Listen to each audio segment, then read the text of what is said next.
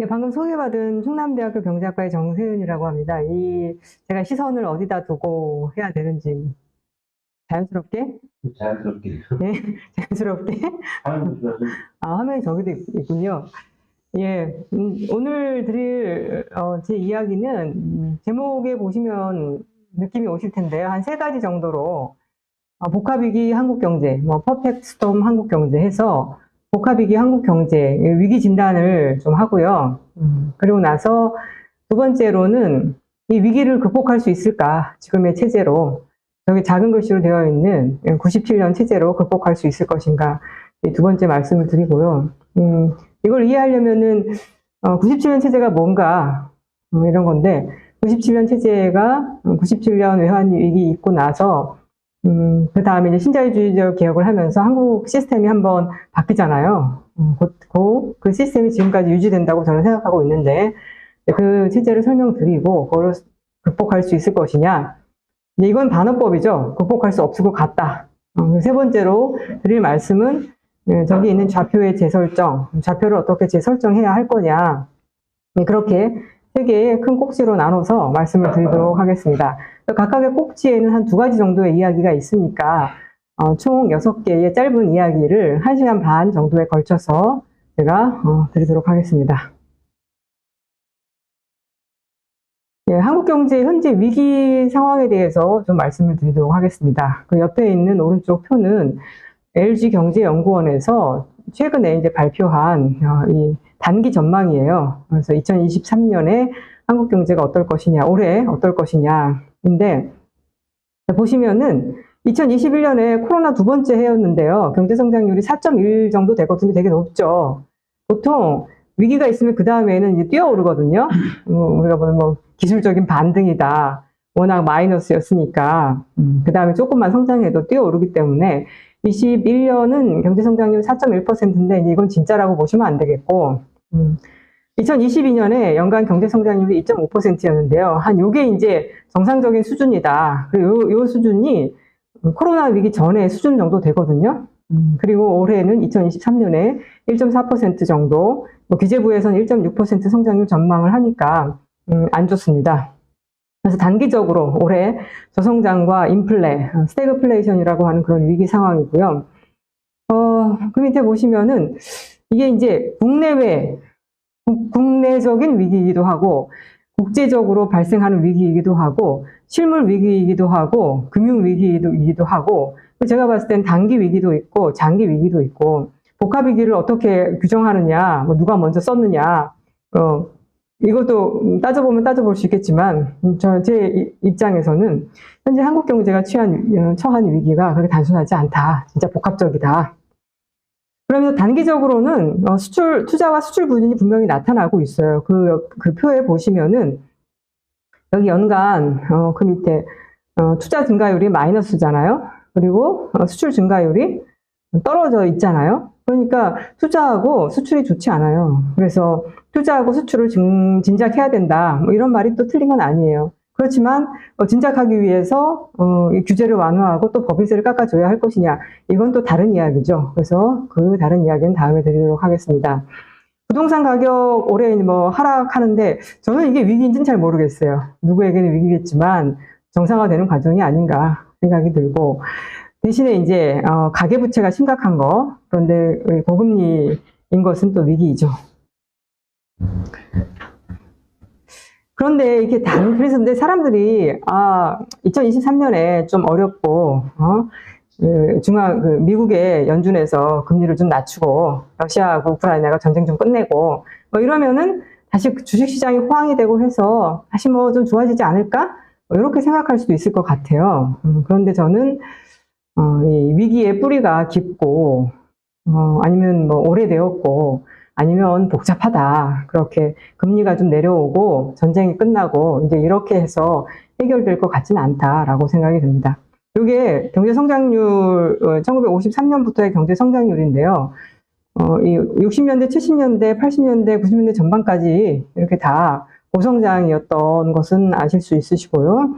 97년 외환위기 이후에 그 다음 해에 보시면 역시 기술적 반등이어서 이게 많이 튀어올랐다가 그 다음에 한 5%대가 되거든요. 그래서 서울대 이제 김세지 교수가 5년마다 한 번씩 1%씩 떨어진다. 뒤에 봐라, 여기 또 떨어지지, 3% 떨어지지 않았냐. 나중에 되면 이제 1% 된다. 뭐 이렇게. 여기 뒤에 있는 여기 23년에서 이건 10년을 하나씩 쓴 거거든요. 23년에 30년, 31년에서 40년, 41년에서 50년. 이게 이제 긴 건데 KDI가 장기 전망한 결과예요. KDI가 작년에 70년, 향후 70년 정도에 대해서 장기 성장을 했는데요. 장기에 보면 한국 경제가 거의 0%에 근접할 정도로 계속해서 성장률이 떨어지는 것으로 그렇게 전망이 되어 있습니다. 예, 뭐 이렇게 될 가능성도 현재 시스템이 유지가 된다면 배제할 수 없다라고 생각이 좀 들어서 한국 경제가 다시 예전의 그 영광을 찾기는 현 상태로서는 좀 비관적으로 전망한다면. 좀 넘어가 보도록 하겠습니다. 시간을 맞춰야 되는데. 자, 근데 이제 현 정부가 아시다시피 수출하고 투자가 문제다. 제가 일단 요 남은 10분 정도에 이제 수출에 대해서만 좀 말씀을 좀 드리도록 하겠습니다. 그래서 윤석열 정부가 수출이 좀 살아나야 한다. 그래서 수출 증가율이 떨어지니까 문제이기 때문에 수출 기업한테 여러 가지 뭐 세제 혜택이라든가 이런 것들을 주어서 수출을 늘리면 그러면 이제 이 문제가 좀 해결될 수 있을 거다. 이제 이런 얘기를 하거든요.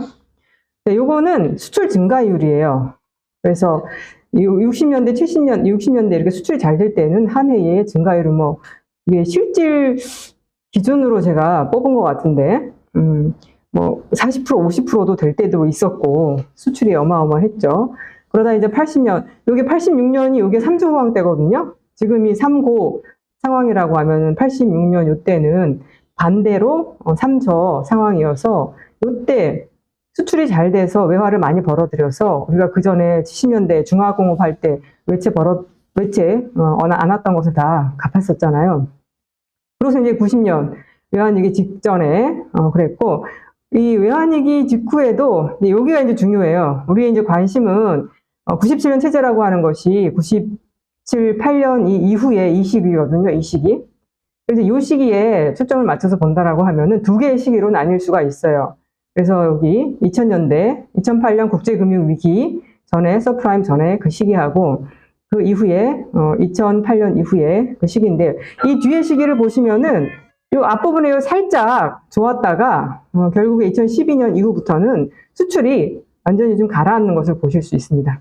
자, 여기에서 핵심적으로 보셔야 될 거는 외환위기 이후에 여러분들 혹시 외환위기 이후에 우리 양극화 얘기를 많이 들어보셨을 텐데요. 외환위기 이후에 양극화 현상 중에 하나는 수출이 되게 좋았다는 겁니다. 그런데 뒤에 이제 조금 가서 보시면 아시겠지만 수출은 좋았는데 민간 소비가 되게 안 좋았거든요. 그래서 내수와 수출이 양극화되는 그런 시기였어요. 그렇지만 어쨌든 이 시기에는 수출이 좀 되어서 이때 수출이 좋았던 이유는 하나는 중국 특수가 있었어요. 중국이 2002년에 WTO에 가입하고 나서 명실공히 세계의 그 G2 자리를 차지할 정도로 빠르게 성장을 했던 거, 우리가 중국 바로 옆에 있었기 때문에 그런 중국 특수를 누렸는데, 중국 특수를 누렸던 거는 우리나라 이제 그 재벌들이죠. 현대 같은 경우에 2003년인가 베이징 근처로 해외 직접 투자해가지고 베이징 택시들을 다 현대차로 팔고 그렇게 해서 그때 현대가 중국이나 이렇게 해외에 투자 나가면서 부품을 한국에서 조달했기 때문에 중간재 부품의 그 중국 수출도 많이 늘었었어요. 그래서 이때 사실은 중국 특수로 인해서 수출이 좋았고 그 특수를 누리긴 했었거든요. 그런데 사실 이 시기에 이제 뒤에 쭉 가서 말씀드리겠지만 낙수 효과가 컸느냐? 이때 수출하고 동시에 자, 뒤에 얘기지만 조금 이걸 보는 게 나을 것 같아서 갔다가 오도록 하겠습니다. 네, 여기 보시면은 이게 민간 소비하고 수출의 관계거든요. 이 고도성장기의 앞부분에 보시면 수출이 등락이 있지만 전반적으로 평균적으로 좋았던 때이고 이때 그 민간 소비 증가율도 한 10% 정도 돼서 좋았어요. 그러다가 여기 보시면 이 방금 이야기한 외환위기 직후의 이 상황인데 외환위기 직후의 수출 증가율은 여전히 괜찮은데 이때 소비 증가율이 확 떨어집니다. 그래서 이걸 가지고서 수출과 내수가 양극화되는 시기다. 이 시기에 수출 기업들이 중국 특수를 누렸지만 사실은 그 낙수 효과가 그렇게 크지 않았다. 그러다가 2010년 이 뒷부분에 가게 되면은 소비는 역시 여전히 좋지 않은데 수출까지도 이제 줄어드는, 수출까지도 그다지 줄다는 건 아니죠. 이건 증가율이 떨어진 것이니까 수출 증가율이 둔화되는 그런 내수와 수출이 다 부진한 그런 상태에 떨어지게 됩니다. 자, 이래가지고는 전혀 시간을 맞출 수가 없겠네요. 그렇지만 괜찮습니다. 자, 그래서 여기서 제가 드리고 싶은 말씀은 외환위기 이후에 두 시기로 나눠서 수출을 본다라고 하면은 이 시기에는 수출은 좋았는데 그것이 충분히 내수를 끌어올리지 못했다. 이 시기에 우리나라 재벌들이 국제적인 플레이어가 되는 이 시기예요. 그 전까지만 해도 삼성하고 LG가 인지도가 그렇게 국제적으로 높지 않았거든요. 삼성과 LG, 현대가 이 외환위기 직후에 정말 국제적인 인지도를 쌓았는데 이렇게 우리나라 상위 재벌들이 다국적 기업이 되는 와중에 국내 기업들하고 연관도가 많이 떨어지게 되어서 낙수 효과가 많이 줄어들게 되는 그런 시기입니다. 그러다가 이제 2014년에 오게 되면은 수출도 줄어들게 되거든요. 둔화되거든요. 이 이유는 요때 이제 세계화가 퇴조되기 때문이에요. 미국이나 이런 신자유주의적 세계화가 1980년대부터 쭉 지속이 되었고, 요 오랜 동안에 우리가 수출을 잘해왔는데, 요 시기가 오게 되면은, 미중, 코로나 위기 전에도 미중 패권 갈등이 이미 시작이 되었고, 그래서 요 시기에, 이게 전 세계 수출 규모거든요. 2008년 국제금융 위기 때에도 안 좋았지만 그 이후에 미국하고 중국의 패권 갈등이 시작이 되면서 그 전까지 요 시기에 무역이 확 늘어서 이게 신자유주의적 세계화거든요. 세계화 현상이 있다가 이때부터는 세계화가 멈추거나 약간 정체하거나 퇴조하는데 우리나라가 이제 수출 중심 국가이기 때문에 수출 이런 구조적인 어려움이 있습니다. 제가 드리고 싶은 말씀은 여기에서 수출이 중요한데 수출은 현재 전 세계적으로 구조적으로 지금 재편기에 처해 있다.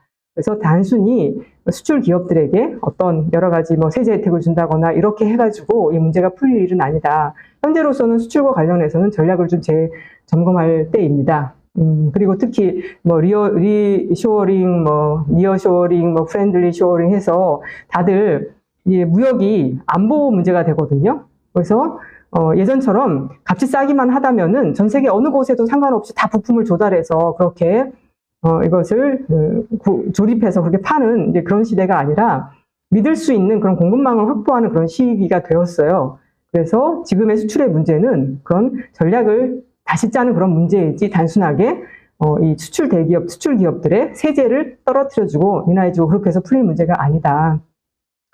자, 이 얘기만 하고 넘어가겠습니다. 수출에 대해서는 저는 그렇게 생각을 하고 있고요. 외환위기 이후에 수출이 늘었지만 낙수 효과는 떨어졌다. 그 이유는 수출 대기업이 국제적인 플레이어가 되면서 국내 중소기업들하고의 연관도가 많이 떨어져 있다. 그리고 지금의 문제는 이 국제적인 판이 변하고 있기 때문에 수출 기업들의 여러 가지 혜택을 준다고 해서 문제가 풀릴 일이 아니다. 지금은 수출을 전략을 다시 재모색하고 국내 중소기업들하고 연관관계를 다시 만드는 그런 재설정이 필요하다는 말씀을 좀 드리고 싶습니다.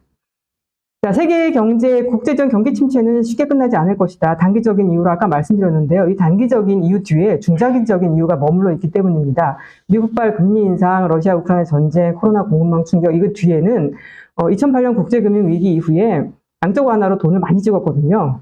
앞으로 이렇게 되기가 어려울 거예요. 앞으로 다시금 돈을 많이 찍어서 양적 완화로 주식시장을 부양하는 그런 장이 되기는 쉽지 않다. 그리고 중국 패권이 지금 중국하고 미국 간의 갈등이 러시아까지 가입하고 유럽까지 가세해서 상당히 혼란스럽다. 맨 밑에 보시면은 향후에 바로 직전에 코로나 시기에 있었던 자산시장 확대에 의한 경기 부양은 어려울 것이다. 예, 수출에 의한 경기 부양 어렵고 계속해서 스태그플레이션 현상, 공급망 충격 등이 있을 것 같습니다. 예, 여기까지 수출의 문제예요. 그래서 여기까지 일단 제가 한번 말씀드렸고요. 쉬어야 되나요? 계속해도 되나요? 알겠습니다. 그래서 수출은 그렇게 말씀드리고, 두 번째로는, 현재 윤석열 정부가 이렇게 주목하는 것이 바로 이제 투자거든요. 최근에 법인세를 깎아준다라고 하는 것도 법인세를 깎아줘야지 이제 투자가 늘 것이다. 라는 거예요. 근데 투자에 대해서는 두 가지 서로 다른 입장이 있습니다. 서울대 이제 아까 말씀드린 김세직 교수님 같은 경우에는 제가 이제 그분을 이름을 언급하지만 존경한다거나 그런 건 아니고 그분이 워낙 투자는 문제가 없다 이렇게 말씀을 하시기 때문에 그분이 투자가 문제가 없다라고 하는 그 놓은 거는 뭐냐면요. 요 표인데요. 자, 요거는 요 국내 그 GDP 대비 투자가 얼마인가라고 하는 그 총 투자율 비중입니다. 그래서 총 투자율 비중이 1950년대, 60년대 이렇게 쭉 늘다가 1980년대 초반에 GDP 한 30%를 넘어서 그러니까 GDP에서 총 투자가 차지하는 게 30% 정도 되는 거예요. 투자를 많이 하는 중국 같은 경우에 한때 뭐 40%, 50%까지 갔기 때문에 이 투자가 많이 되는 게 좋죠. 보통의 경우에는. 그러다가 우리 90년대 전반기에 그 투자율이 GDP에 차지하는 비중이 40%를 넘게 되거든요. 그래서 과잉 투자가 벌어져서 외환위기가 왔다 뭐 이런 얘기도 있었어요. 외환위기가 끝나고 나서 보시면은 한 30%대로 이렇게 유지가 되고 있거든요. 이 중에 일부는 또 건설 투자가 많이 있고 그래서 GDP의 여전히 30% 정도가 총 투자이기 때문에 투자의 양은 문제가 없다. 이렇게 이야기하는 이제 하나의 논거가 이제 여기에 있어요.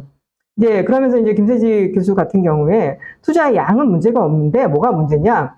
투자의 양이 이렇게 유지가 되는데 아까 보셨다시피 성장률이 이렇게 떨어지고 있잖아요. 경제 성장률이. 그러니까 투자의 효율성이 떨어지는 것이 문제이다. 이렇게 이야기를 하고 투자의 양이 문제가 아니라 투자의 효율성이 떨어지기 때문에 투자의 효율성을 높이려면은 기업가적 정신을 살리기 위해서 뭐 규제 완화해야 하고 또 이제 그런 처방을 또 이야기하는데 저는 그리고 이제 이 투자가 문제가 없다. 이거는 또 많은 진보적인 뭐 경제학자라고 하는 분들도 이제 많이 이런 이표를 얘기를 해요. 그래서 특히 이제 투자를 대기업들이 하다 보니 대기업들이 하는 투자가 이제 문제가 없다. 30% 정도 된다. 우리나라는 투자 문제 없다. 했는데 저는 이런 생각은 합니다. 그 다음 표에 보시면은 이 파란색이 투자 증가율이거든요. 투자 증가율은 계속 떨어지고 있어요. 이게 뭔 소리냐. 투자율은 일정한데 투자 증가율은 왜 떨어지냐. 이 노란색이 바로 경제 성장률이거든요. 그러니까 GDP 자체가 증가하는 속도가 확 줄었기 때문에 투자가 증가하는 속도가 확 줄었는데 비중이 유지가 되는 것이거든요. 그래서 투자율이 30%라고 할지라도 중요한 것은 투자 자체가 얼마나 늘어나느냐 이런 문제인데 이제 이 표 두 개의 선을 보시면 상당히 비슷하게 같이 움직인다는 것을 알 수 있을 것 같습니다. 투자는 뭐 그 자체로도 수요에 하는 항목이지만 내수가 좋다거나 수출이 잘 된다거나 이제 이럴 때 투자를 하는 것이기 때문에 투자가 안 좋다라는 것은 전반적으로 수요 부족의 문제를 의미할 수 있어서 이 두 선이 아주 진짜 뭐 1대1로 움직이는 것은 아니지만 그래서 저는 개인적으로 제가 뭐 진보라고 저는 스스로 생각하지만 투자는 중요하다 이렇게 생각을 하고 있습니다. 근데 이제 여기서 중요하게 투자는 중요한데 이 투자를 어떻게 늘릴 것이냐는 좀 다른 문제인 것 같다. 그래서 투자 증가율이 그 전에 비해서 하락했지만 여기에 대해서는 이러는 거죠. 기업들이 투자를 늘리게 하려면은 그 재원을 마련해 주기 위해 세금을 깎아줘야 된다 이런 얘기를 많이 해서 마치 기업들이 돈이 없어서 돈을 구하기 어려워서 투자를 많이 안 하는 것처럼 또 그렇게 암묵적인 분위기가 형성이 되지만 이 표를 보시면 이거는 전체 GDP에서 이제 GDP가 가계소득, 기업소득, 정부소득으로 나뉘게 돼요. 여기에서 가계 소득세 내기 전에, 그다음 기업의 법인세 내기 전에 소득이에요.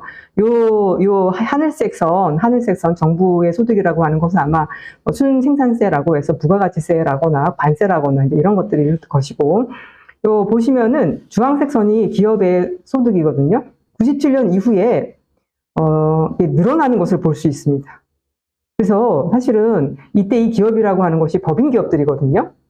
그래서 법인 기업들 중에서 덩치가 큰 우리나라 재벌들이나 대기업들이 다 들어가 있어요, 여기에. 그래서 보시면은 97년 이후에 기업들의 소득이 되게 괜찮아요. 대신에 가계소득이 그만큼 이렇게 줄어든 거죠. 왜냐하면 정부소득은 일정하기 때문에. 그리고 재밌는 거는 아까 그 외환위기 이후 두 시기로 나뉜다고 말씀드렸는데 전반기 2008년 전까지만 해도 중국 특수로 수출이 잘 되던 그런 때거든요. 그때의 기업 소득이 늘어나는 것은 이해한다 치더라도 그 이후에도 보면 수출이 별로 안 좋았잖아요. 그런데도 불구하고 그 이후에도 계속해서 기업 소득은 괜찮았다. 물론 이건 100을 기준으로 한 것이기 때문에 절대적으로는 좀 둔화됐을 수도 있지만 제가 봤을 때는 우리나라의 기업들의 소득은 부족하지 않다. 외환위기 이후에 한국의 전체적으로 성장률이 쭉 떨어지는 그런 와중에 기업은 괜찮았다. 이것이 시사하는 바는 저는 되게 크다라고 생각이 듭니다. 여기 이제 이 부분이 좀, 외환위기 이후에 우리가 불평등 문제에 관심이 많았어요. 그러면서 근데 보통 불평등 문제에 대해서 연구할 때 보통 가계소득에 좀 관심을 가지고, 가계소득이 얼마나 불평등도가 늘었나. 근데 그것도 중요한데, 가계소득 내에서의 불평등을 보기 전에 가계소득과 기업소득 간의 그 불평등도를 볼 필요가 있다. 그리고 사실 기업소득이라고 하는 거는 되게 객관적인 것처럼 보이지만 기업의 소득은 이윤으로 구성되어 있고 이 이윤은 결국에는 주주의 소득이거든요. 분배를 안 했을 뿐이고 기업에게 이걸 유보 이윤으로 남겨서 그렇지. 그러면 나중에 이것이 누구한테 기속이 될 거가 보면은 가계의 그 상위 계층에게 분배가 되게 되어 있어요. 그래서 그것까지 다 생각을 한다면은 현재 가계소득 분배를 분석하는 것들은 그 부분을 빼놓고 있기 때문에 덜 불평등한 것처럼 나온다. 그래서 이 그림이, 이 표가 좀 의미가 있다라고 생각이 듭니다. 외환위기 이후에 기업들은 이유는 많이 좋아요, 상태가. 그런데 돈이 있는데 투자를 안 하니까 그 다음 표를 보시면 우리가 이제 그 문재인 정부 전에 계속 비판했던 그렇죠? 이 사내 유보금이 계속해서 쌓이고 있다. 이런 거예요. 여기 보시면 10대 기업이 이게 조원이거든요. 2012년에 260조, 2021년에 448조, 100대 기업으로 하면 1025조 정도가 그 배당하지 않은 유보 이윤으로 나뉘어져 있어요.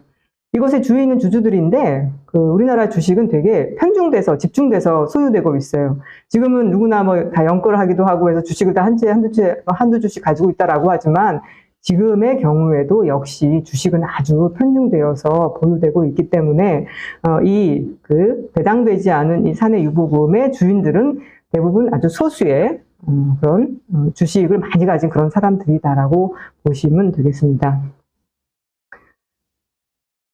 자, 그런데 이제 근데 이 유보금을 가지고 있다고 해서 이것을 다 현금으로 가지고 있지는 않아요. 이걸 현금으로 1000조를 가지고 있으면 바보인 거죠. 왜냐면 그래서 보통의 경우에는 현금을 조금 들고 있고 나머지를 땅을 사거나 아니면 이걸 가지고 진짜로 기계를 사서 실물 투자를 하는 데도 있고 그 다음에 금융상품을 사거나 미국의 국채를 사거나 그렇거든요.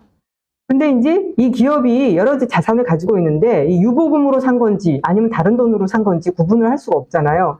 이 표는 뭐냐면은 막대는 사내 유보금이 쭉 늘어나는 정도입니다.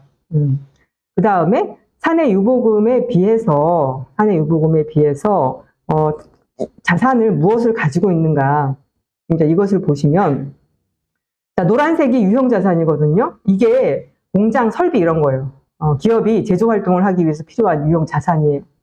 그다음에 현금성 자산은 그냥 진짜 현금 들고 있는 거예요. 아주 유동성 차원에서 들고 있는 거죠. 그리고 당좌 자산, 투자 자산 이것이 바로 이 투자가 실물 투자가 아니라 이게 바로 금융 자산 같은 거거든요. 근데 보시면은 주황색이 노란색보다 어떠냐면 더 높잖아요. 그래서 이 기업들이 유보금을 가지고 우리는 실물 투자하러 가지고 있다, 투자하고 있다, 돈으로 들고 있는 것은 아니다 이렇게 말을 많이 하는데 실물 투자도 하지만 더 많은 것들은 금융 투자를 하고 있다. 기업이 본업인 제조업이나 이런 것들보다 점점 더 갈수록 그 돈을 금융시장에서 불리고 있다. 우리가 이런 얘기를 좀 할 수가 있습니다. 그리고 이 선이 쭉쭉쭉 내려오는 것은 어떤 의미냐면은 사내 유보금이 전체 자산에서 차지하는 비중이 점점 더 커지고 있다는 거예요. 이것도 길게 말씀드리면 길게 말씀드릴 수 있지만 이 정도로 말씀드리도록 하겠습니다. 여기에서 핵심은 이 외환위기 이후에 기업들이 소득이 많다. 그리고 이제 이걸 가지고서 다 자기 돈으로 투자할 수 있는 거죠.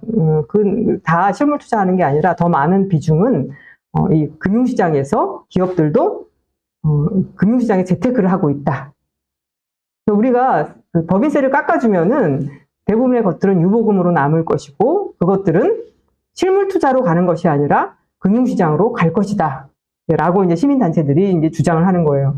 이제 윤정부나 이런 민정부에서는 법인세를 깎아줘야지 투자가 늘고 고용이 는다. 이렇게 주장하고 있지만 실제의 그 데이터를 보면은 유보금이 늘고 유보금의 더 많은 비중은 금융시장에 투입이 되고 있기 때문에 투자와 고용이 는다라고 하는 거는 근거가 없다. 이렇게 얘기할 수 있다는 거죠.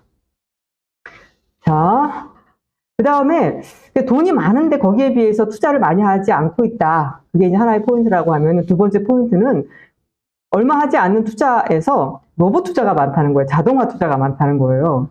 우리나라 대기업들이 이제 수출 대기업들인데 현대자동차 이런 데 견학을 가보시면 사람이 없고 다 이제 로봇들이 하거든요. 로봇화 투자가 많아요. 그러다 보니까 2019년 자료지만 전 세계 산업용 로봇 밀도를 보면은 이게 뭐 여기 일십, 백, 천만, 만 명에 대한 로봇이 몇 대 설치되어 있느냐인데 우리가 싱가포르 다음으로 꽤 많습니다.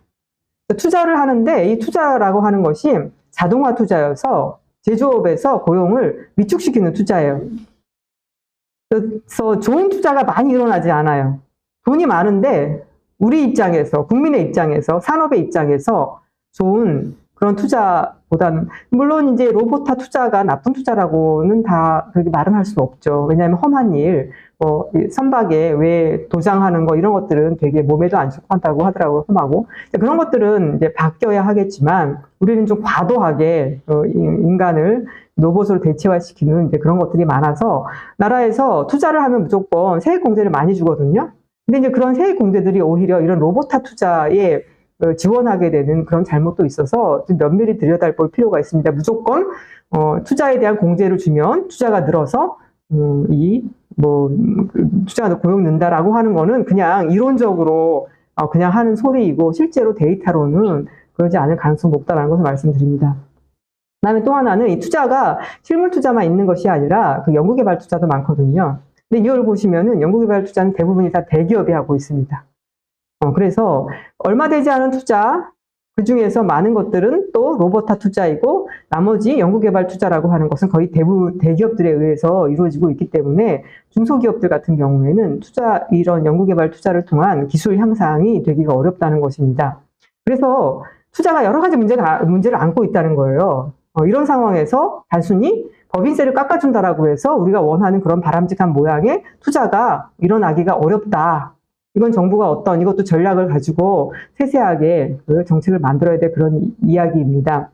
그런데 이 마지막에 대기업하고 중소기업 간에 이런 연구개발 투자 같은 데서는 격차가 벌어진다라고 하는 것이 어떤 문제가 있냐면은 지금까지는 국내 중소기업이 그렇게 대기업의 입장에서 봤을 때 국내 중소기업이 그렇게 아쉽지 않았거든요. 왜냐하면 이 세계화가 잘 되어 있었기 때문에 다른 중국에 아니면 다른 일본에 아니면 이렇게 잘하는 해외 중소기업들하고 협업하고 하면 되는 것이었지만 지금 이제 무역이 화이트리스트 사태라던가 이런 것 이후로는 믿을 수 있는 그런 공급망이 되게 중요해졌거든요.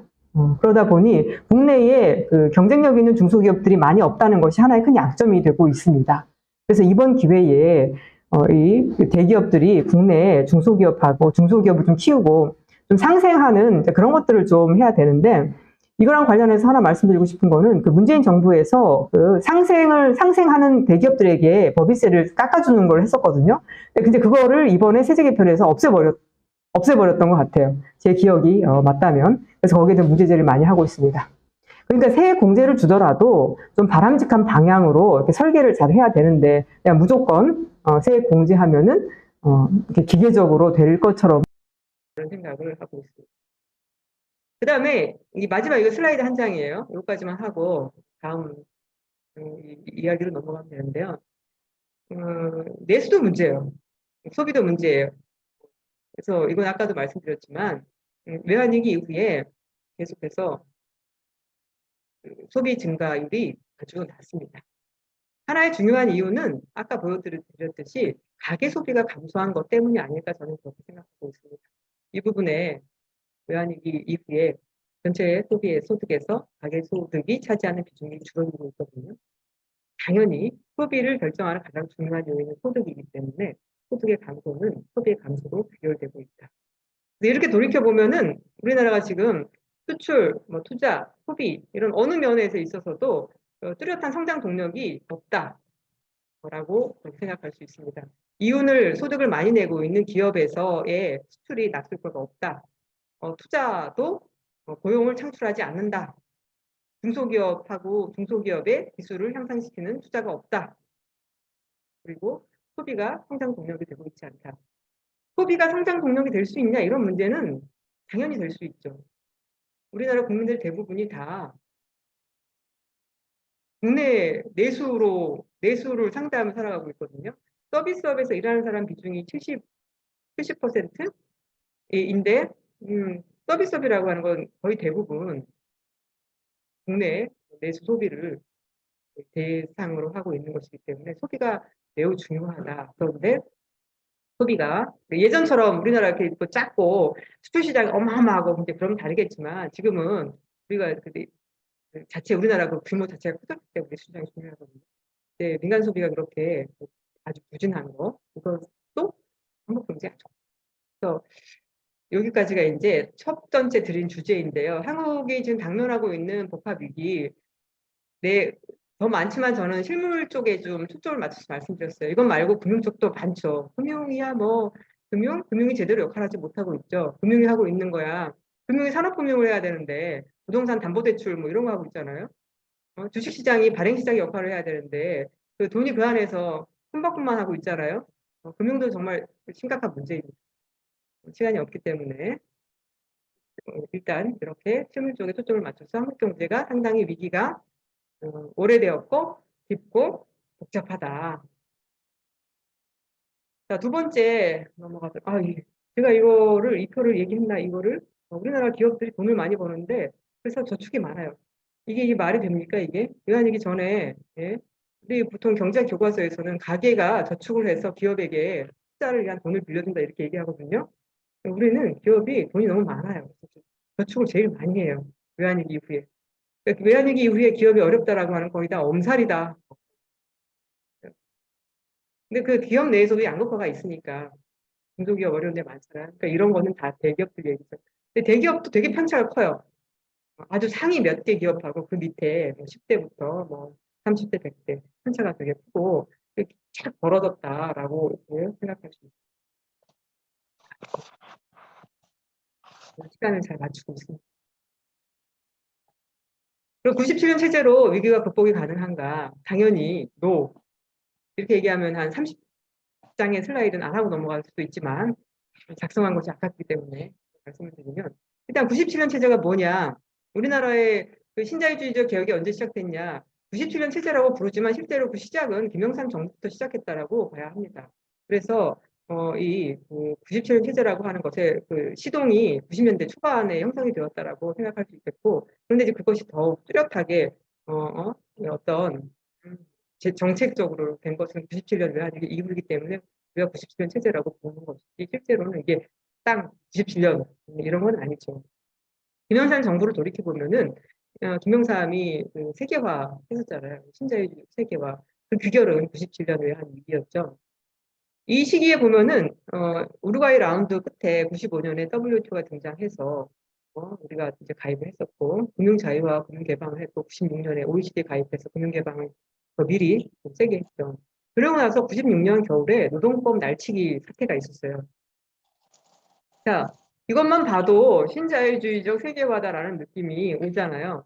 96년 겨울에 있었던 노동법 날치기는 변형근로 정리해고 파견근로 뭐 지금 생각할 수 있는 모든 노동 유연화 이슈들이 이때 일요일인가 뭐 이럴 때 뭐 그때의 그 저쪽 이 보수 이름이 하도 많이 바뀌었으니까 이제 그쪽에서 버스를 타고 와가지고 이제 날치기를 통과시켜가지고 요때에 그 총파업이 벌어져서 40일간 연인원 350만 명이 참가해서 이 노동법에 대해서 저항을 했고 그래서 개정안이 나왔는데 그 개정안도 사실은 다 복귀하지 못하고 그래서 김영삼 정부가 했던 여러 가지 금융실명제라던가 이런 것들 개혁 입법도 있었지만 사실은 김영삼 정부는 신자유주의 세계화를 시작했고 그 결과 외환위기를 맞은 그런 정부입니다.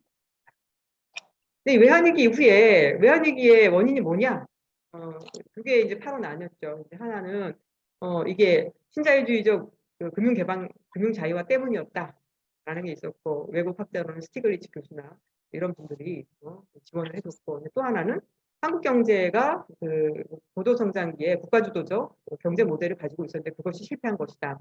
여기에는 이제 크루그만도 대표적인 진보 학자인데, 크루그만이 했느라 퍼스퍼레이션하고 연관과 땀 있잖아요. 그래서 한국 사람들은 샴페인을 너무 일찍 터뜨렸다 어쩌고저쩌고 해가지고 한국의 경제가 경제 모델이 문제였던 거죠. 결국에는 IMF가 한국 경제 문제가 있었다라고 해서 우리가 신자유주의 개혁을 하게 된 거죠. 이 얘기를 길게 하면은 시간이 없을 것이기 때문에, 그리고 다들 또 역사여서 다들 아실 것이기 때문에 간단히 넘어가도록 하겠습니다.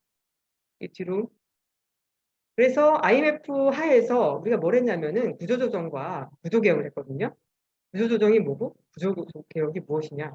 구조조정은 자르는 거죠. 그래서 이제 노동 구조조정을 일단 자르고 단기에 그 돈을 못 벌어들이는 금리를 확 높여가지고 파산을 하게 된 그런 구조조정을 하고, 구조개혁은 4대 부분 구조개혁을 했어요. 그 이후에 계속해서 정권이 바뀔 때마다 특히 이제 이명박 정부도 뭐 몇 대 부분 구조조정하고, 박근혜 정부도 몇 대 부분 구조조정하고, 지금 윤석열 정부도 3대 부분 구조조정 하잖아요. 이런 구조조정, 아니 구조개혁, 죄송합니다. 구조개혁 시리즈인데, 이게 이제 이때 시작이 되었는데, 저는 구조개혁을 상시적 구조조정이라고 이제 부를 수 있는 것이라고 생각이 듭니다. 자, 근데 이제 여기에서 구조조정이라고 하는 것 말고, 구조개혁은 뭐냐면, 우리나라의 그 전통적인 재벌 주도적, 국가 주도적 노동어가, 금융어가 이런 우리나라의 모델을 글로벌 스탠더드로 맞추자. 근데 글로벌 스탠더드가 뭐냐? 미국식 자본주의다. 미국식 자본주의가 뭐냐? 금융 자본주의라고 하는 거죠. 그래서 여러분들 최근에 여기 이해관계자 자본주의 들어보셨을 거예요. 이해관계자 자본주의가 우리가 지금 최근에 유행하고 있는 ESG 모형이거든요. ESG가 환경과 그다음에 소셜은 사회적 책임을 다하고, G는 그 기업의 거버넌스가 이제 민주적이어야 한다. 이런 것들이잖아요. 이게 바로 이해관계자 자본주의거든요. 여기에는 이제 협력업체하고의 상생, 그다음에 노동자하고의 상생, 소비자하고의 상생, 사회하고의 상생, 환경하고 이런 것들이 다 들어가 있는 거예요. 여기 반대편에 서 있는 것이 바로 미국 주주자본주의거든요. 주주자본주의를 어떻게 이해해야 되냐면, 이게 자본주의 역사하고 이제 연결이 돼요. 18세기에 아담 스미스가 대표적인 경제학자였던 자유방임용 자본주의였다가 45년 케인즈주의 관계자 자본주의의 형태예요. 유럽은 이해관계자 자본주의라고 부르고, 미국은 우리가 경영자 자본주의라고 부르거든요. 이름이 경영자 자본주의였지만 미국의 자본주의도 다 이해관계자 자본처럼 움직였다가 1980년대 이후에 미국하고 유럽이 약간 갈리게 돼요. 유럽은 여전히 이해관계자 자본주의를 유지하게 되는데, 미국은 주주자본주의 넘어가게 됩니다. 주주자본주의의 의미는 주주이익 극대화를 경제 운영의 핵심 원리로 삼는 그런 자본주의입니다. 그렇기 때문에 주주가 중심이 되기 때문에 주식시장, 증권시장이 결정을 하는 시스템이에요.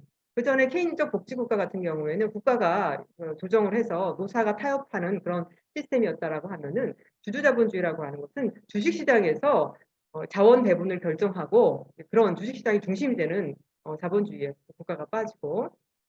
그러니까 모든 것들 주식시장이 결정해야 되다 보니까 공공부문이 민영화가 돼야 돼요. 공공부문 민영화가 들어가고, 주식시장에서의 최대의 어떤 기준은 뭐냐면은 이윤 극대화거든요. 이윤 극대화가 되려면은 노동이 쉽게 인건비가 조정이 돼야 돼요. 오케이, 그런 여러 가지 이제 세트가 있거든요. 예, 자, 간단하게 오늘의 이제 강의는 전체적으로 훌륭 강의니까 주주의 극대화를 중심으로 하는 그런 것이다. 이것을 우리가 받아들이면서 구조개혁을 이렇게 하면서 한국 그 기업들의 경영 방식이 이제 바뀌게 됩니다. 그 전까지만 해도 재벌 총수가 결정하지만 재벌 총수에 대한 사회 전체적인 눈이 있고 정치인들이 바라는 것이 있고 하니까, 고도 성장기에는 그래도 그 고용을 많이 하는 것, 투자를 많이 하는 것, 이것이 되게 우리나라 재벌들의 어떤 미덕이었어요. 그래서 불만도 많지만 그게 나쁘진 않았어요. 근데 외환위기 직후에는 이게 선진적인 자본주의다라고 해서 주주자본주의로 바뀌는데, 주주자본주의는 뭐 고용, 뭐 투자, 뭐 이런 필요 없다. 이윤이 중요하다. 그래서 이윤을 많이 내기 위해서는 고용을 줄이는 게 맞다. 투자를 많이 할 때 돈이 많이 드니까. 그래서 그 기업을 운영하는 방식이 완전히 바뀌게 되거든요.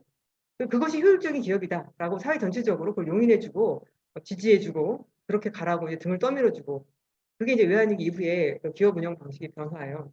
그러다 보니까 주주자본주의의 단기주의가 강화되면서 그 이윤 극대화를 장기적으로 하는 게 아니라 단기적으로. 왜? 주식시장은 분기별로 이거 성과평가를 하잖아요. 그러니까 이제 되게 단기적인 이윤 극대화를 추구하게 되는 거예요.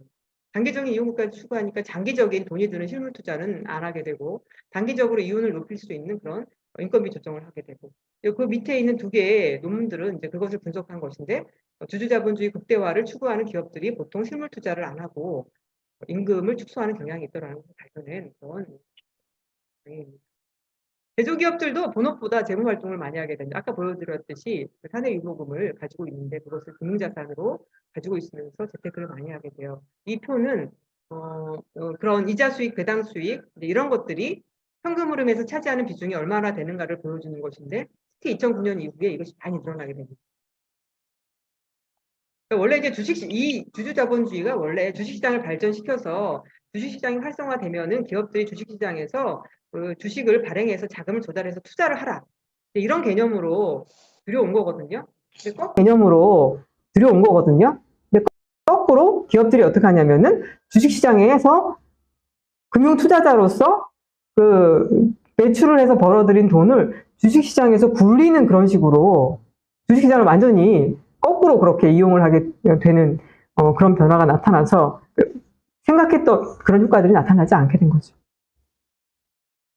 그 다음에 또 하나 말씀드렸던 투자를 하지 않는다, 단기적인 이윤 극대화를 위해서 쓸 수 있는 것이 바로 이제 노동시장 유연화예요.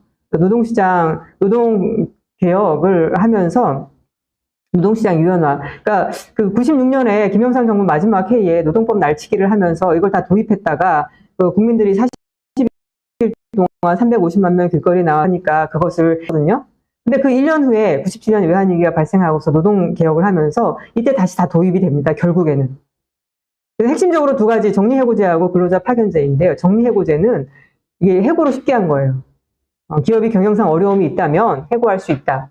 근데 이제 기업의 경영상 어려움이라고 하는 것은 코에 걸면 코걸이고 귀에 걸면 귀걸이기 때문에 그 다음에는 그냥 이유를 들어서 예전에 그거 있었잖아요. 어디죠? 한진중공업인가? 거기에서 수익이 많이 안 나니까 저쪽에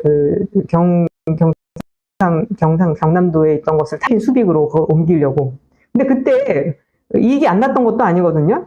근데 이익을 더 많이 내기 위해서 문을 닫고자 노동자들을 다 구조조정하려고 했던. 근데 거기에서 김진숙 위원장이 거기에 반대하면서 그 크레인 농성을 이제 꽤 오래 했잖아요.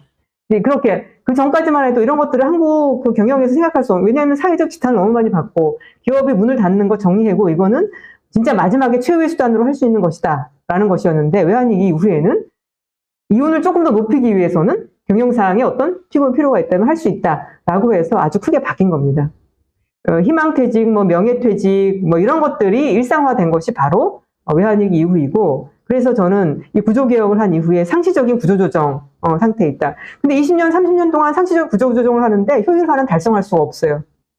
이게 개별 기업이 구조조정을 해서 인건비를 줄여가지고 이윤을 높이려고 하지만 그렇게 해서 쫓겨난 노동자들이 소득이 없고 소비를 안 하니까 기업들이 더 매출이 안 일어나는 거예요. 개별 기업들이 효율성을 높이려고 하는 것이 경제 전체적으로 봤을 때는 되게 악순환으로 돌아오는 거죠. 구조조정을 계속 하는데 계속해야 돼요. 자, 넘어가겠습니다. 제가 좀 단순하게 간단하게 드리기도 하지만 틀린 말은 아니라고 생각합니다. 한번 이렇게 그 노동 유연화에 고삐가 풀리고 나서 이제 지금은 이제 브레이크 없는 유연화되고 있는 그런 노동이죠. 여기 보시면은 과거에 이제 생각하지 못했던 다양한 파견 노동, 플랫폼 노동, 프리랜서 그런 것들이 이제 많이 생겨납니다. 이제 기업들도 이제 옳다구나 하고 과거에 직접 고용하던 그런 기업 내에 있던 일자리들을 외주화를 주게 됩니다. 그래서 제조업의 일자리가 줄어들어요.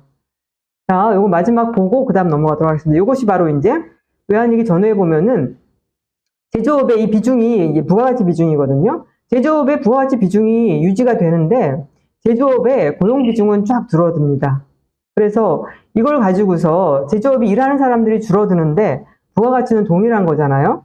이게 제조업이 생산성이 높다 이렇게 얘기하는 겁니다. 제조업의 생산성이 높은 것은 어떻게 확보됐느냐. 제조업에서 많은 것들을 외주화를 줘서, 예전에, 직접 고용하던 서비스, 애프터, 뭐죠? 서비스, 수리하던 그런 직원들을 그냥 잘라내고, 싼 외주화 시켜서, 그런 식으로, 과거에 이 제조업에서 일하던 그런 보수 서비스를 하던 노동자들이 이제 외주화된 서비스업으로 가는 거거든요. 똑같은 일을 하는데.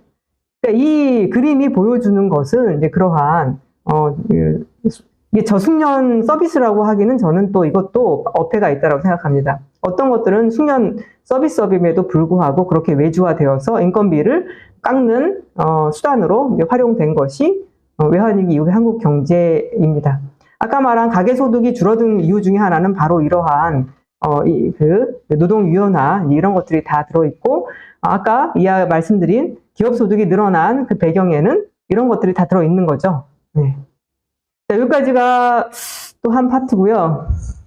제가 무슨 뭐 정광석화처럼 막 공약하신 시간. 예, 아이고. 그럼 이제 그래서 이제 방금 말씀드렸고, 그래서 지금 이 파트의 주제는 97년 체제로 우리가 지금 현재 이 복합위기를 넘을 수 있느냐 이런 질문이잖아요. 자, 넘을 수 없다라는 게 저의 답변인데 왜 넘을 수 없는가? 97년 체제는 긍정적인 면보다 부정적인 면이 너무 크다. 외국 사람들이 보기에는 한국이 너무 괜찮아요. K-팝 뭐 이런 것들과 그 다음에 저희 프랑스 지도 교수님만 해도 우리 한국 경제에 대한 환상이 많아요. 아직까지도 국가가 산업정책을 해가지고 이렇게 삼성, 현대가 잘 나간다라고 생각하고 있어요. 근데 이미 한국은, 그러니까 다른 나라에서 이야기하는 한국은 1980년대 한국이거든요. 우리는 97년 이미 지금 너무나 유연화되었고 너무나 노동이 취약화되었고 이렇게 변해가고 있는데, 밖에서 보면은 일심 단결해서 국민들이 일심 단결하고 국가가 막 뒤에서 밀어가지고 삼성과 현대가 잘 나가가지고 낙수효과도 막 일어나고, 그래서 저희 지도 교수님 한국에 한번 초청해서 왔을 때는 지하철에 사람들도 너무 정숙해, 잡담도 하지 않아 뭐 이러면서 우리를 완전히 뭐 선진국 프랑스 국민보다 훨씬 나은 선진국 국민으로 그렇게 여기셔가지고 그랬는데, 어쨌든 제가 봤을 때는 그래서 밖에서 보기에는 되게 찬란한 면이 있어요. 삼성, 현대 어디 가도 이제 그렇지만 긍정적인 면보다 부정적인 면이 더 많고 그렇다. 기업에게 집중 선택, 핵심 역량 중심의 경영을 해라 이렇게 얘기를 했거든요. 예전에는 도의적으로라도 고용을 자르지 못하고 도의적으로라도 국가의 정부에서 하라 그러면 투자도 하는 신용도 하고 했는데, 지금은 그렇게 하는 것이 바보이고 핵심 역량 위주라고 하는 거는 많은 것들을 그냥 잘라내라는 외주화 주라는 것인데, 이게 경영학에서 막 이렇게 가르쳐요. 제가 유학 가기 전에 LG경제연구원을 다녔는데 그때의 얘기가 바로 핵심 역량, 집중과 선택. 저는 그때 그 의미를 잘 몰랐는데 보니까 이런 의미더라고요. 그래서 이것이 외주화를 확대시키는 것인데, 기업에게는 이게 이익이 되겠지만 사회 전체적으로는 취약계층이 너무 많아진다. 금융 시스템은 실물 투자를 지원하기보다 아까 말씀드린 부동산 담보대출에 집중하고, 주식시장은 발행시장이 아니라 거대한 유통시장이다. 기업들은 실물 투자부 금융 투자를 확대하고 효율적인 경영이라는 이유로 상시적 구조 조정을 한다. 근데 이제 그렇게 해서 비용을 절약하면 그게 주식시장에서 높은 평가를 받는다. 이런 효율화가 혁신을 낳느냐? 또 그렇지도 않다. 제가 뒤에 말씀을 드리겠지만 그렇습니다. 이거를 쓰다가 좀 잠이 들었나 보네요. 97년 외환위기는 부정적인 면이 훨씬 크고, 자, 그래서 그 희생은 다 노동자들이, 특히 노동이 되게 양극화되어 있거든요. 제조업에 여전히 남은 핵심 역량이라고 하는 S급 인재라고 하는 사람들은 되게 대우도 좋고 하지만, 거기에서 밀려난 이 취약 노동 계층은 많고 그들의 상태는 너무 악화되었다. 우리나라 다른 국가에 비해서 이 한시적 노동자들, 요게 모든 나라가 비정규 노동이라고 하는 게 그 형태가 다 다르거든요. 그러니까 이거 일률적으로 말하기가 어려워요. 그러다 보니까 템포러리 임플로이먼트라고 해서 이제 취약 노동 계층을 이런 정의로 포착을 하는데, 여기서 보면은 우리나라가 이게 다 OECD 국가들하고 몇몇 나라들을 다 섞은 건데 우리가 되게 높아요. 그래서 그건 우리가 이제 체험적으로 알고 있는 거예요. 한시적인 노동자, 비정규 노동자 비중이 많다. 비정규 노동자가 한 33% 된다라고 하는데 여기서는 한 25%로 잡았는데 약간 정의가 다르기 때문에 뭐 25%여도 거의 1, 2등 하는 그런 수준이고 임금격차도 상당히 높은 거죠. 근데 이거는 자영업자도 포함하지 않았기 때문에 임금격차, 임금 노동자 내에서 이렇게 취약 노동이 많고 그런데 우리는 임금 노동자에 버금갈 정도로 영세한 자영업자들도 많아요. 자영업자지만 사실은 임금 노동자인 그런 사람들도 많아요. 그래서 한국의 노동이 상당히 취약하다. 외환위기 이후에 삐까뻔쩍한 대기업들, 글로벌 플레이어도 만들어졌지만 그 이면에 그들이 그렇게 많은 수익을 얻는 와중에 직접적인 착취는 아니죠. 이 구조의 문제니까. 구조의 문제니까 노동 유연화 시켜주고 금융 시스템이 금융 시장이 그렇게 인건비를 줄이는 구조 조정하는 기업들을 가치를 높게 매겨주니까 거기에 이제 투자가 몰리고 이게 구조적인 문제이거든요. 여기에서 구조적으로 희생을 이런 밑에가 지고 있다. 그래서 양극화가 심하죠. 소득 불평등이 심해요. 여기 보시면 근데 이것도 참 간단하게 말씀드리기 어렵지만 시장소득과 가처분 소득, 진위계수가 올라갈수록 소득이 불평등되는 건 아시죠? 시장소득은 정부가 재분배하기 전에 그 불평등도를 나타내는 것이고요. 가처분 소득은 정부가 재분배를 한 이후에 이제 그렇습니다. 이게 데이터가 또 여러 번 바뀌었어요. 통계청에서 그 샘플을 바꿔가지고 데이터 셋을 바꾸기 때문에 쭉 일률적으로 처음부터 끝까지 이렇게 비교할 수가 없어요. 그래서 조각조각 비교할 수밖에 없는 그런 상태인데요. 가장 긴 것이, 파란색 선, 요게 시장소득 단계에서, 불평등도가 높아지죠. 정부가 그 소득 재분배를 하면은 낮아져요. 그렇죠? 불평등도가 완화되니까. 그럼에도 불구하고 이게 뒤에 가면은 격차가 커지잖아요. 이건 재분배를 많이 한다는 거예요. 재분배를 많이 함에도 복지가 늘어서 많이 함에도 불구하고 처음에 수준하고 나중에 수준을 보면은 불평등도가 늘었다라는 것을 알 수 있습니다. 다른 데이터를 사용해도 좀 그렇고 그런데 재밌는 거는 요 뒷부분에 가서 경제 성장률이 낮아질 때 이 부분에서는 시장 소득의 불평등도는 늘지 않고 가처분 소득의 불평등은 좀 줄어드는 것으로 나와요. 요거는 복지가 더 많이. 특히 가장 최근이 문재인 정부 시절이거든요. 문재인 정부 시기에 이 라인이 많이 내려오잖아요. 그러니까 문재인 정부에 대해서 많은 비판들이 있지만 사실 문재인 정부에서 분배 문제를 많이 개선한 것은 사실입니다. 여기만 보고 이 라인만 보고 많이 개선하지 않았냐라고 얘기할 수도 있지만 이 앞부분에 이 노동 상황을 보면은 상당히 여전히 많이 부족하고 한국 사람들이 삶의 만족도가 떨어지는 것은 저는 양극화 문제 때문이라고 생각합니다. 자, 넘어가겠습니다. 시간이 없으므로. 자, 그래서 양극화 문제를 방금도 말씀드렸지만 이렇게 처음부터 끝까지 이렇게 쫙 하나로 보여드릴 수 있는 라인이 없기 때문에 좀 조각나 있습니다. 그럼에도 불구하고 저는 우리 사회의 양극화 문제가 심각하지 않다라고 말할 수 있는 사람은 없다. 그렇게 말하는 사람은 좀 판단력이 흐린 사람이다. 이렇게밖에 말할 수가 없겠습니다. 자, 양극화가 심한데요. 양극화의 폐해는 삶의 만족도가 낮습니다. 그리고 다들 양극화가 심하다 보니 좁은로 가려고 경쟁이 과다해집니다. 학원을 너무 많이 다니고 공부를 과도하게 효율적이지 않게 많이 합니다. 공부를 많이 하는데 하여튼 그렇습니다. 근데 이제 제가 생각해 봤을 때 이 표가 아주 의미심장한 표라고 생각하는데요. 이게 20, 30대의 임금 근로자를 대상으로 조사한 것인데 소득이 낮은 사람과 높은 사람, 소득 분위별로 쫙 나서 결혼을 했냐 안 했냐를 조사한 거예요. 이걸 보면은 소득이 제일 낮은 사람이거든요. 소득이 낮은 사람이 결혼율이 가장 낮다. 이게 남성의 경우예요. 여성의 경우는 이 소득이 낮은 쪽에서 결혼율이 높거든요. 이게 생각에는 여성은 결혼을 한 다음에 출산을 하고 육아를 담당하기 때문에 소득이 없는 거예요. 그래서 이제 여성들이 이 밑에 있는 라인은 이제 그걸 반영한 것이거든요.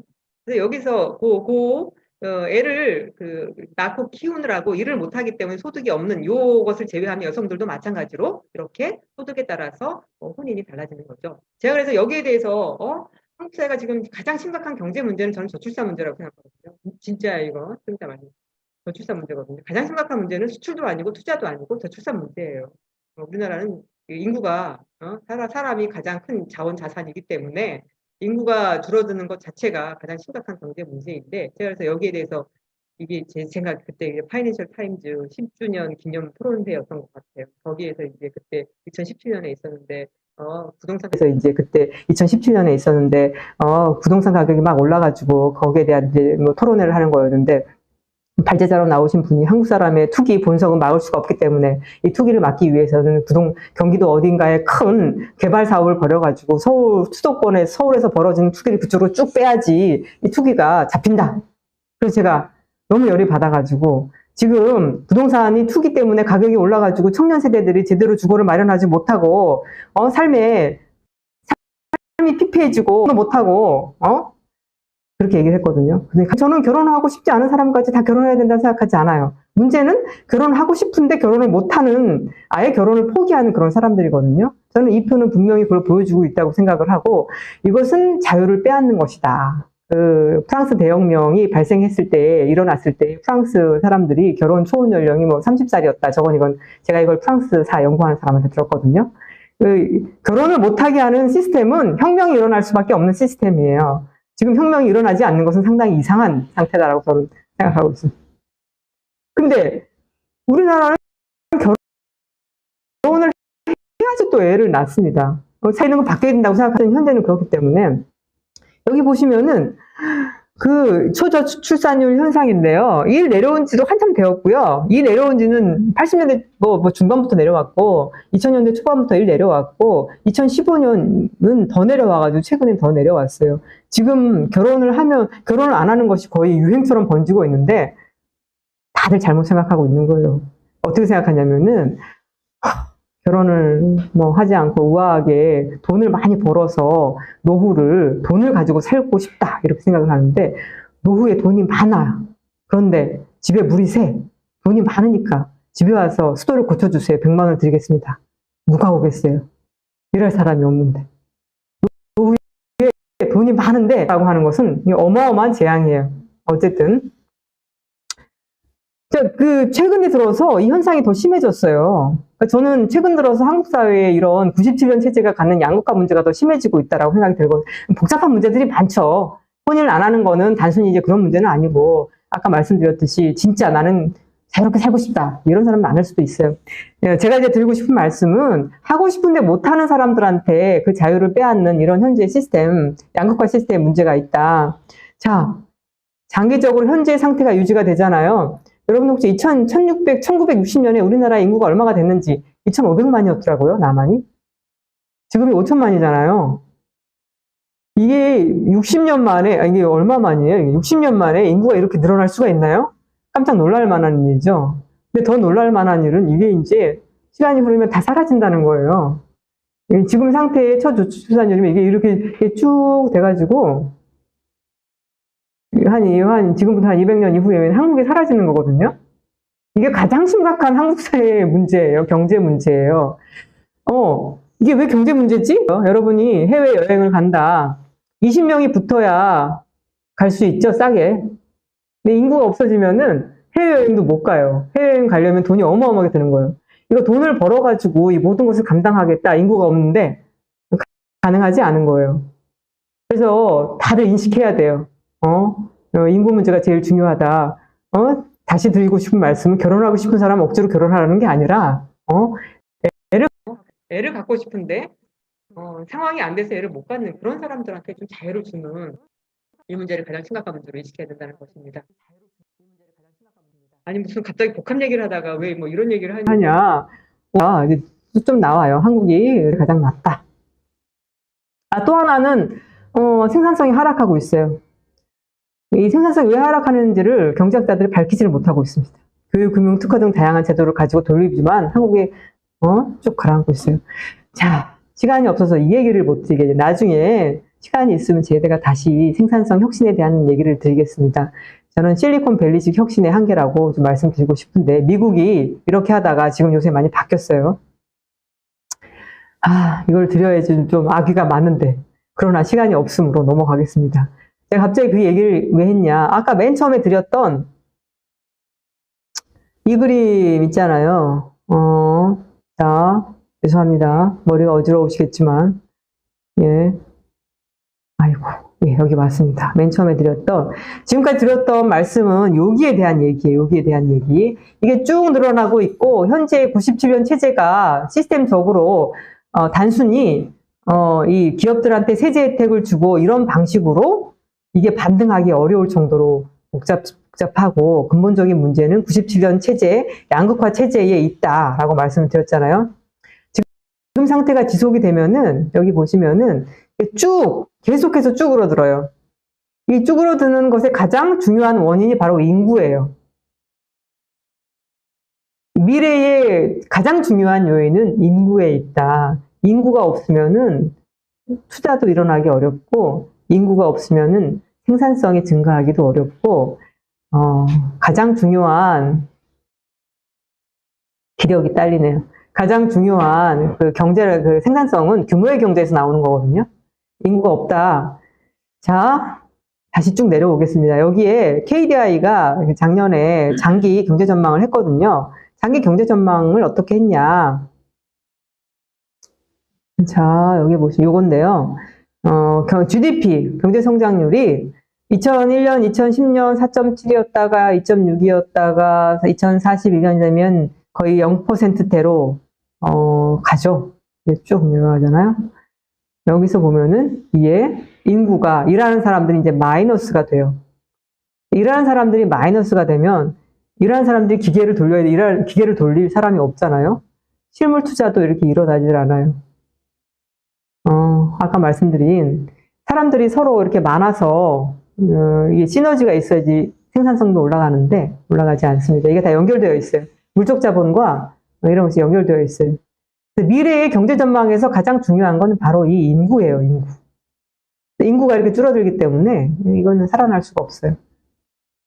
그런데 왜 인구가 줄어드냐? 왜 사람들이 행복하지 않냐? 왜 애를 안 낳냐?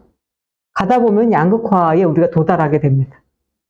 그래서 양극화라고 하는 거는 그럼 양극화가 왜 발생했냐? 97년 체제가 그런 것이에요. 97년 체제가 예, 노동유연화를 하고 예, 왜 그렇지?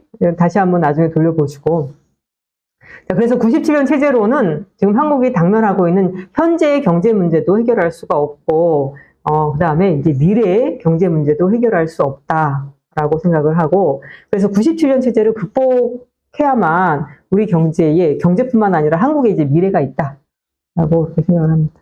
자, 그래서 마지막 세 번째로 넘어가게 되겠습니다. 그래서 좌표의 재설정이 필요하다. 방향의 재설정이 필요하다. 97년 체제를 어떻게 극복할 것인가. 이것이 필요하다. 일단 단기적으로는 이 위기 관리는 필요합니다.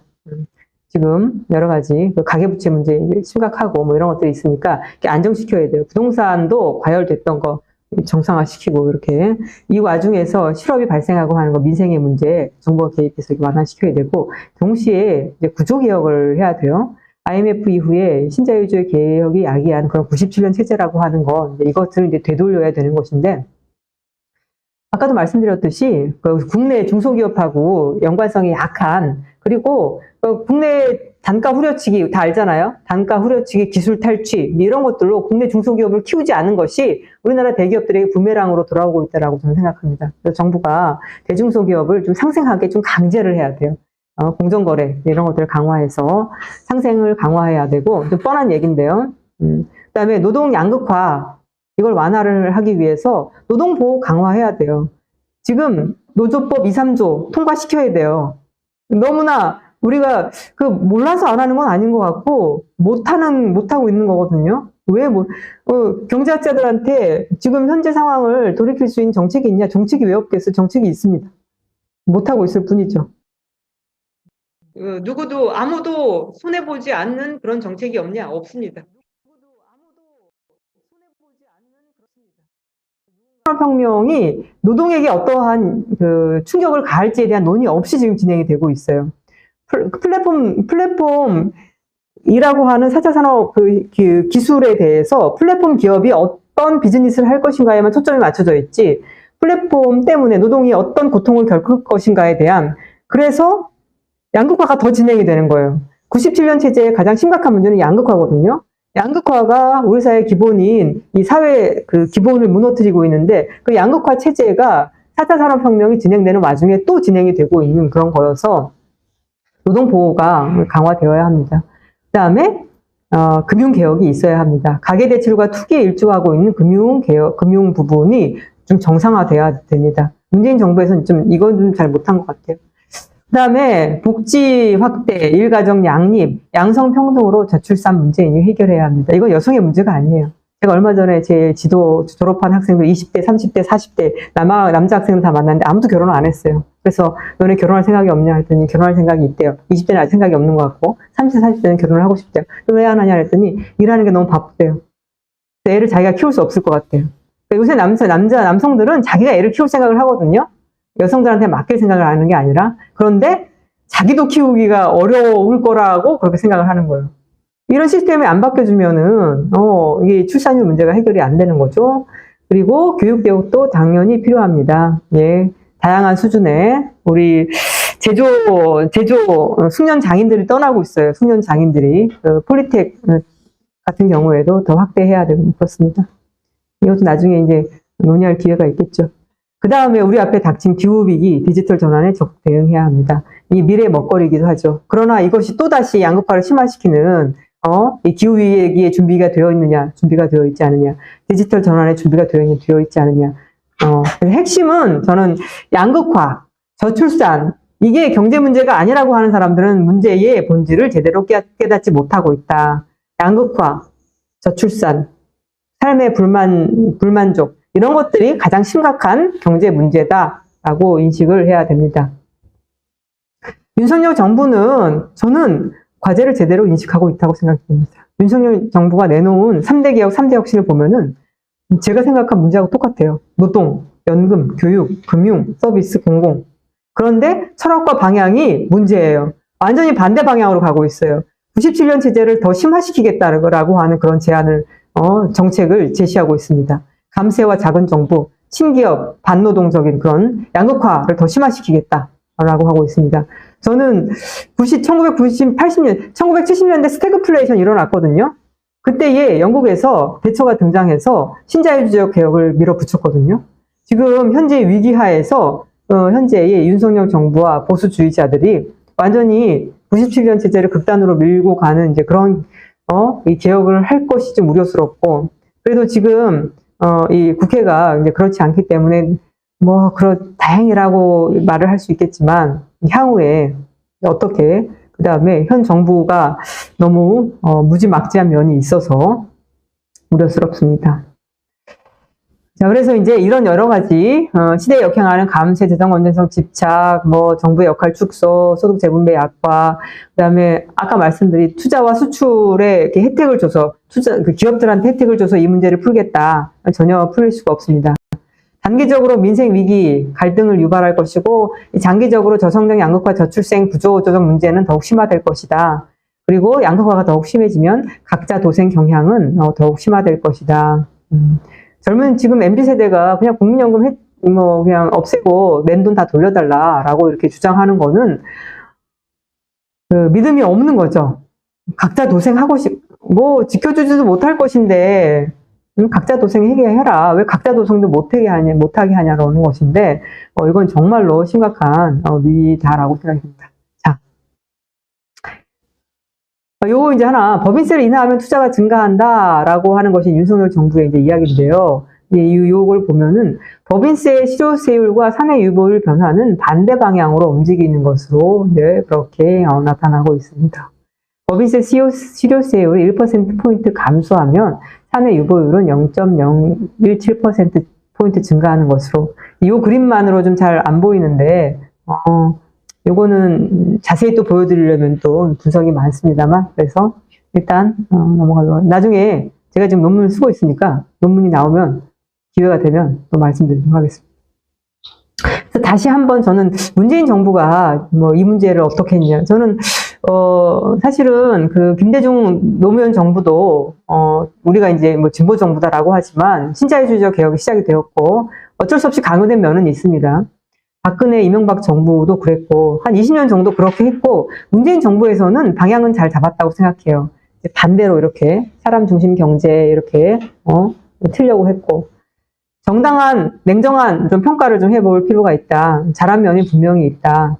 구조개혁 방향으로서는 돌리려고 했던 것 같습니다.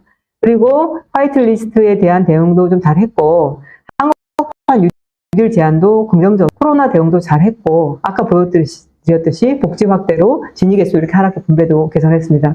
근데 왜 뭐가 문제냐? 많은 사람들이 부동산을 잡지 못했다. 부동산을 일부러 가격을 폭등시켰다. 이게 말도 안 되는 이야기를 하고 있는데, 저는 그 원인 중에 하나는 이 금융 통제에 실패했던 것 같습니다.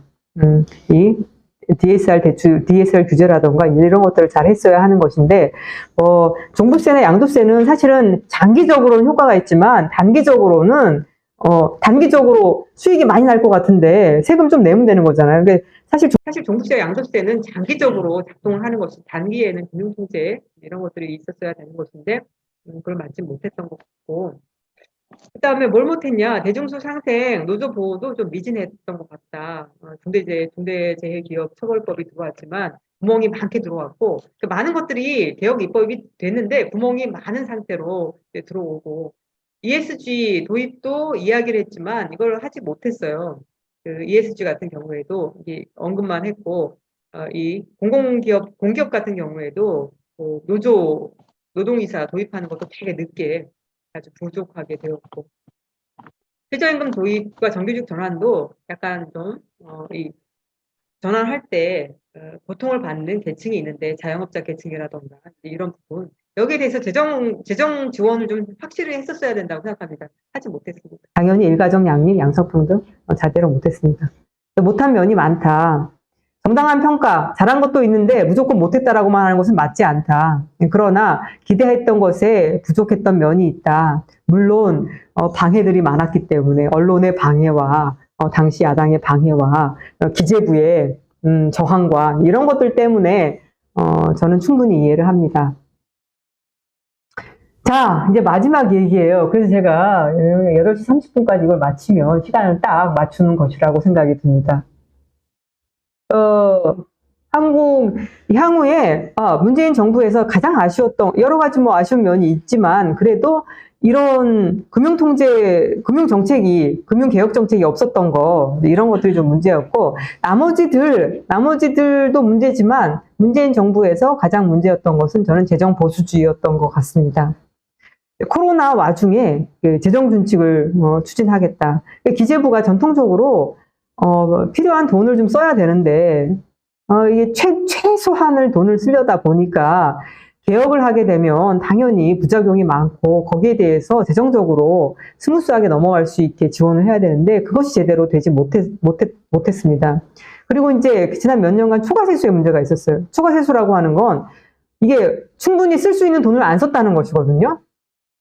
그 코로나 위기 와중에 자영업자들이 얼마나 힘들었습니까? 그런데 제대로 쓰지 못했죠. 이런 것들이 저는 불만이 있었고, 그리고 사실 공공임대주택도 더 잘했어야 되고, 그렇습니다. 근데 이런 것도 못했던 거, 이 진보 정부답지 않게 못했던 것들은 재정 보수주의인데, 이것을 뛰어넘지 못했던 거, 이런 것들이 문제입니다. 아시다시피 우리나라 재정 규모가 작고, 세금도 이게 이제 세금이죠. 빨간색이 한국인데요. 노르웨이 세금을 GDP의 55% 정도 걷고 있습니다. 이거 사회보험료까지 포함해서. 그러니까 노르웨이는 재정 지출, 정부가 GDP의 50% 이상을 하고, 이 코로나 와중에 재정 적자가 그렇게 나지 않았어요. 우리도 재정 적자가 그렇게 나지 않아서 그랬지만, 우리는 걷는 게 적다 보니 쓰는 것도 적었습니다. 이 재정 보수주의라고 저는 생각을 하거든요. 재정 보수주의를 이거 좀 넘어서야 합니다. 다음에 진보정부가 만약에 잡는다라고 하면 재정 보수주의 넘어야 합니다. 지금 다른 선진국들은 어떻게 하느냐, 이 와중에 통화정책을, 금리를 막 올리니까 긴축적이잖아요. 대신에 재정정책을 되게 적극적으로 하고 있거든요. 코로나 때도 그랬고 지금 인플레, 에너지 가격 상승 이런 거에 대해서도 이 적극적인 재정 정책, 적극적인 재정 정책은 뭐냐? 적자 재정하면서 또 증세도 실시한다는 거예요. 미국이 인플레이션 감축 법안. 이름이 왜 인플레이션 감축 법안인지 모르겠는데 그 내용을 들여다보면 증세 그리고 공공투자입니다. 공공투자에는 그 재생에너지 확대 그리고 이 오바마 케어 같은 그 건강보험 복지 확대가 들어있어요. 유럽도 장기 공공투자, 그다음에 에너지 기업에 대한 횡재세 걷고 있고, 프랑스 같은 경우에는 사회보장 수당을 인상을 했어요. 그러면서 노동자의 소득세 면제, 재정 지원 등등 이런 것들을 하고 있습니다. 예, 여기 EU는 넥스트 제너레이션 EU 펀드를 만들었는데요. 이게 문재인 정부가 했던 그 한국형 뉴딜하고 비슷해요. 그런데 그 문재인 정부의 한국형 뉴딜 보면은 디지털 전환, 그다음에 그린, 그렇죠, 그린 전환하고 사회 안전망, 고용 안전망이 있거든요. 여기 EU에서 하는 넥스트 제너레이션 EU 펀드에 보면은 여기 파워업 이게 이제 재생에너지거든요. 그 다음에 이제 여기에 뭐 디지털 전환이 있어요. 여기에 사회 안전망, 고용 안전망에 관한 것을 보면은 이미 EU 국가들은 복지가 잘 돼 있잖아요. 여기 뭐 하냐면은 재생에너지 전환하는 과정에서 혹은 디지털 전환으로 전환하는 과정에서 어려움에 빠지게 되는 그 계층들을 돕기 위한 정의로운 전환 기금이 여기 들어가 있어요. 저스트 트랜지션 펀드가 들어가 있거든요. 우리의 그 문재인 정부의 한국형 뉴딜이 비슷한데 뭐가 약하냐면은 사실 다 약해요.